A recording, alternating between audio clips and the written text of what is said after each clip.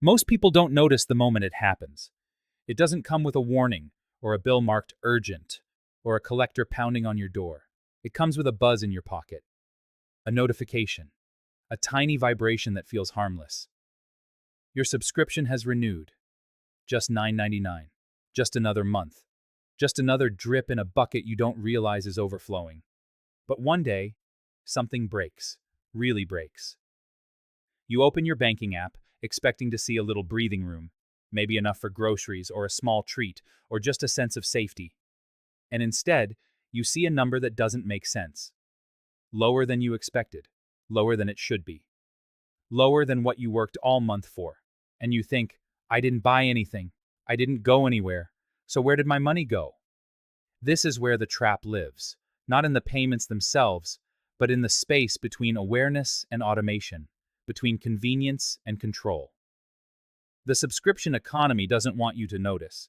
It wants the charges to be small enough not to hurt individually, but constant enough to drain you collectively. It wants them to blend into the digital wallpaper of your life. Picture this. It's late at night. Your house is dark except for the glow of your phone. Your brain is foggy from a long day. Your shoulders are tight. You're scrolling not to learn, not to shop, but to numb yourself for 10 minutes before bed. A streaming app asks, "Continue your subscription?" A fitness app reminds you, "You're so close to your goal." A meditation app says your journey will reset unless you renew. Another notification pops up. "Try 30 days free." You tap yes without thinking. Not because you want it, not because you need it, but because it's easier than deciding. Because you're exhausted. Because it feels like nothing. Because everyone does it. Then weeks pass, months pass, life speeds up. The apps fade into the background. And one day, your card declines at the grocery store, not because of one big mistake, but because 12 little ones have been quietly siphoning your money, every week, every month, every year. This is not your fault. This is design. Corporations used to sell you products. Now they sell you continuity, an infinite chain of small payments designed to run forever. And they know the psychology better than you think. They study it. They test it. They perfect it. They know you won't cancel during a busy work week. They know you'll forget after a free trial starts. They know Saturdays are emotional spending days. They know parents are too overwhelmed to track microcharges. They know young professionals won't dig through their settings for a hidden cancel button. The average American now has between 8 and 12 active subscriptions. Many have no idea what half of them even are. Gym memberships, music apps, cloud storage, phone protection plans, forgotten trials, automatic renewals buried in microscopic text. Digital tools you don't use but pay for anyway. The modern economy hides your spending inside routines you stopped questioning. And here's the disturbing truth. The entire business model depends on your exhaustion. It depends on you living in permanent low-grade stress. It depends on you being too drained at the end of the day to fight a cancellation process that takes 15 clicks, 2 emails, and a customer service chat that keeps you waiting. They want you tired. They want you distracted. They want you overwhelmed. Because an overwhelmed customer is a profitable customer. Think about that for a second. You're not overspending because you're irresponsible. You're overspending because companies have turned your fatigue into their revenue stream.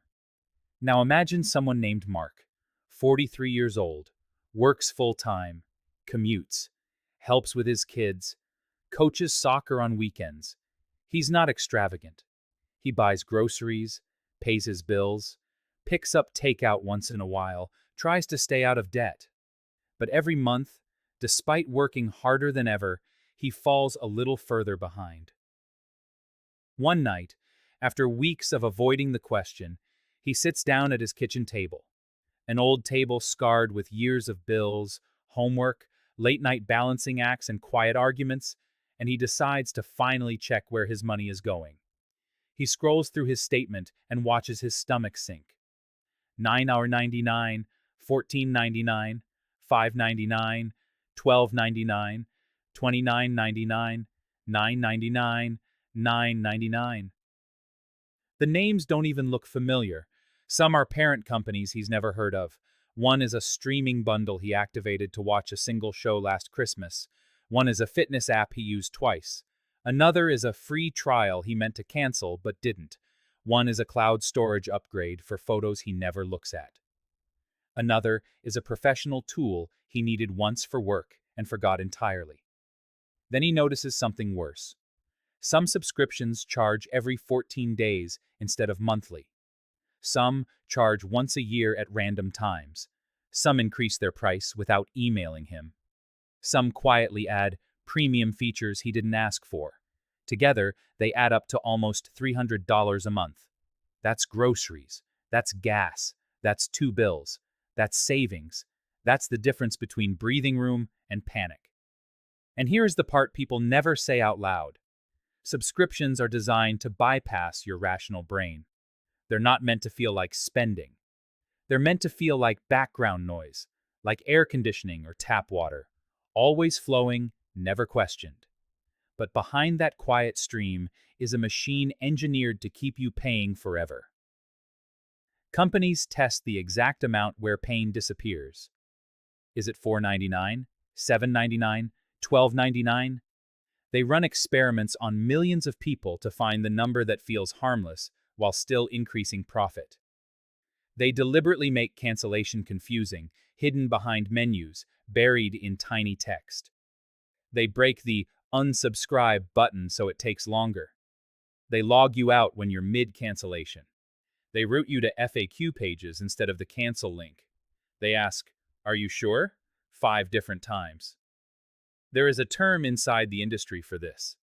Friction tolerance, the exact amount of frustration a customer will endure before giving up. It's not accidental that canceling takes 10 steps. It's not accidental that free trials automatically renew. It's not accidental that apps reactivate features unless you turn them off again. It's not accidental that annual charges hit right after holidays when people aren't checking statements. It's not accidental that prices rise by $1 every year because $1 is invisible. The subscription economy is not just a system, it is a trap engineered with psychological precision. Every time you sign up for a free trial, there is a timer running in the background, synced perfectly to the moment you'll be most distracted. Every time you see just $1 to start, it's bait designed to shift your perception of value. Your membership is too important to lose email triggers loss aversion, your brain's fear of giving up something, even if you don't actually want it. And the worst part? The trap doesn't just take money, it takes clarity. You lose track of what life actually costs. You lose track of what you truly need. You lose track of where your paycheck is really going. People don't go broke from one giant purchase. They go broke from 1,000 small ones they stopped noticing. There's a reason your bank provides a neat list of deposits, but subscriptions bury themselves in endless tiny lines, scattered across weeks, disguised under corporate names you've never seen. It's because the system depends on one thing, you being too tired to investigate. But here's the moment everything shifts. When you finally see the pattern. When you notice how many charges are happening automatically. When you realize your money isn't leaving in big chunks, it's evaporating. When you understand that these companies aren't just making products, they're making habits. They're training your brain to associate convenience, entertainment, health, productivity, identity, and security with recurring payments. A subscription for skincare, a subscription for vitamins, a subscription for budgeting apps, a subscription for dog food, a subscription for news, a subscription for music, a subscription for your photos, a subscription for your food, a subscription for your attention, a subscription for your peace. You're not choosing these things anymore, they're choosing you. And if you do nothing, the consequences aren't dramatic. They're quiet. You don't wake up one day bankrupt. You wake up one day numb. You wake up one day wondering why the math never works, why the ending balance is always lower than expected, why no raise ever feels like a raise. Your money isn't disappearing, it's leaking.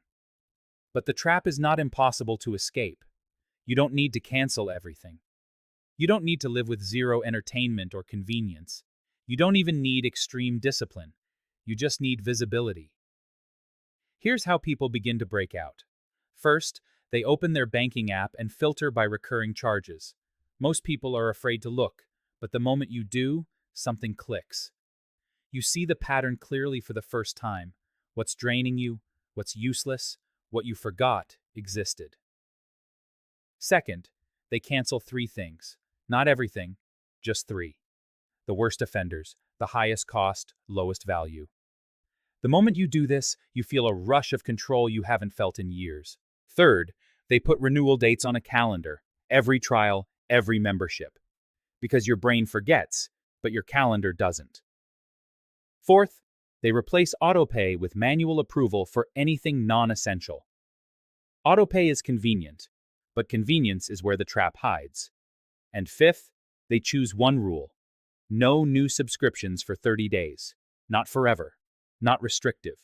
Just enough time for your brain to reset its impulses, enough space for your finances to breathe. You don't win by cutting everything. You win by cutting the illusion that subscriptions are harmless. Because the truth is, $9.99 is not a small number. Not when it renews 12 times a year.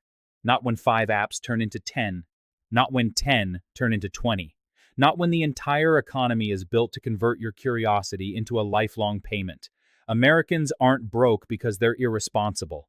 They're broke because the modern economy is built on monthly extraction, not ownership. But once you see the mechanism, once you notice the psychological hooks, once you understand the business model, the spell breaks.